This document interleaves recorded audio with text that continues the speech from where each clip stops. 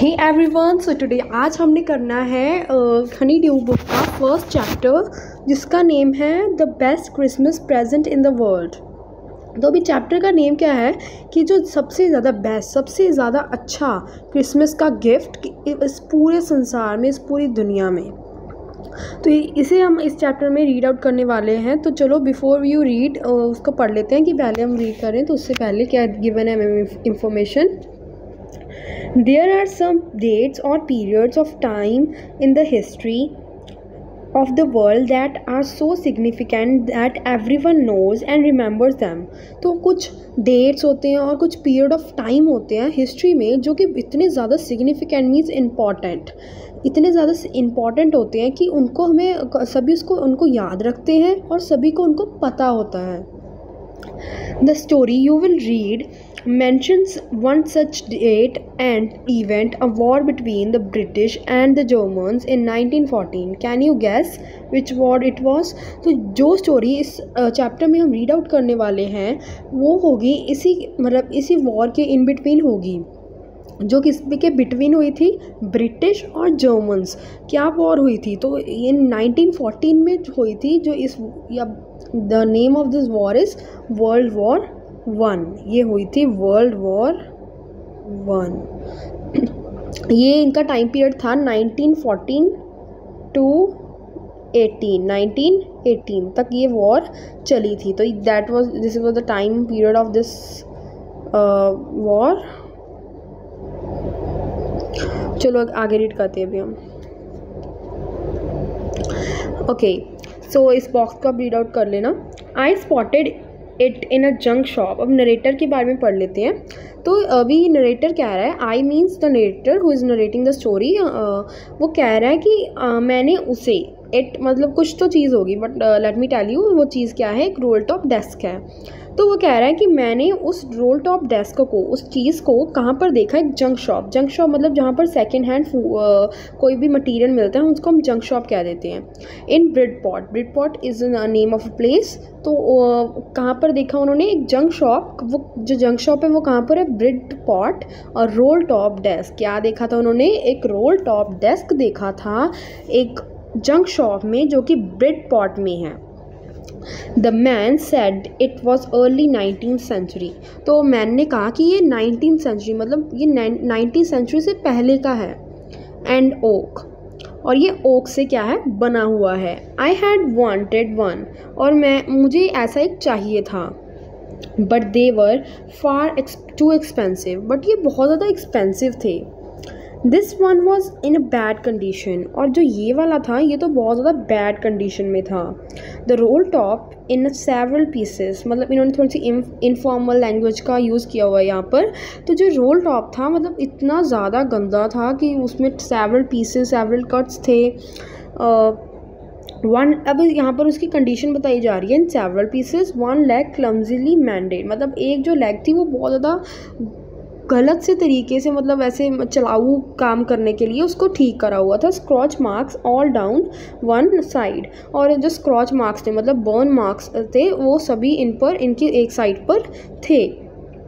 It was going for very little money, और वो बहुत ज़्यादा कम पैसे में मुझे मिल रहा था। I thought I could restore it, और उसने सोचा कि रिस्टोर मतलब इसमें यहाँ पर है कि रिपेयर। तो उसने सोचा कि हाँ मैं इसको रिपेयर कर सकता हूँ। It would be a risk, एक रिस्क होगा। अ चैलेंज, एक चैलेंज होगा। But I had to have it, but मुझे ये करना पड़ेगा अपना ड्रीम को पूरा करने के लिए। आई पेड द मैन, मैंने उस मैन को मतलब जो शॉपकीपर था उसको पैसे दिए। And brought it back to my work room, और मैं उसको अपने वर्क रूम पर वापस ले आया। At the back of the garage, मतलब अपनी गैरेज के बैक, मतलब उसकी जो गैरेज है उसके बैक पर, उसके वर्क रूम में वो उसको ले आया। I began work on it on Christmas Eve. तो जो मैं इसका रिपेयर का काम था वो कह रहा है कि उसने उसे क्रिसमस ईव, मतलब क्रिसमस से जो एक पहले वाले क्रिसमस के दिन से जो पहले वाली शाम होती है उसको हम क्रिसमस ईव कह देते हैं। तो अब उसने उसका काम कब स्टार्ट किया था? क्रिसमस ईव पे। तो बेसिकली इस पैराग्राफ में रीड आउट किया कि जो नरेटर है वो एक रोल टॉप डेस्क को स्पॉट करता है, देखता है जंक शॉप में, कहाँ पर? ब्रिडपॉर्ट में। और जब वहाँ से पूछता है तो वो क्या पता लगता है कि वो अर्ली 19th सेंचुरी से पहले है और ओक का बना हुआ है। सो उसकी कंडीशन को देखकर उसे लगता है कि हाँ, अगर वो बैड कंडीशन में था but it was for too little money, so उसने सोचा कि I can restore it, I can repair it. So he purchase that and he brought it back to his home at the back of his garage, and now at the Christmas Eve he began its work. So let us read the second paragraph. Okay, so let me raise it. Now we will begin with the second paragraph. I removed the roll top completely. उसने कहा कि मैंने जो role top है उसको, मतलब जो उसका ऊपर वाला हिस्सा था उसको कम्प्लीटली रिमूव कर दिया, and pulled out the drawers, और उसको ड्रॉर्स थे उनको पुल किया, मतलब उनको बाहर निकाला। The veneer had lifted almost everywhere, it looked like water damage to me. तो देखो, जो उसका विनर, मतलब जो हम कह सकते हैं हिंदी में पलाई नहीं होती, जो मतलब टेबल के ऊपरली साइड यहाँ पर उसके डेकोरेशन टाइप के लिए लगी होती है, उस पलाई वो पूरी तरीके से क्या हो रही थी, मतलब निकली हुई थी, लिफ्टेड थी। उसे लगा कि ये कोई वाटर डैमेज है, मतलब वाटर की डैमेज की वजह से जो प्लाई वगैरह है ये सब कुछ हुआ है, और उसकी जो कंडीशन है वो बैड है। तो both fire and water had clearly taken their toll on this desk. और अभी यहाँ पर क्या है कि taken their toll, ये एक यहाँ पर फ्रेज गिवन है, इसका मीनिंग है डैमेज्ड। मतलब जो बोथ फायर एंड वाटर दोनों ने, पहले उसे लगा कि that is a water damage, but now he thought कि बोथ दोनों, फायर मतलब with the by seeing the scratch marks, और उसके जब उसने देखा कि जो पलाई है वो भी निकल रही है, उससे उसे लगा कि हाँ, फायर एंड वाटर दोनों ने अपना इन दोनों को क्या, इस डेस्क को क्या किया हुआ है, डैमेज किया हुआ है।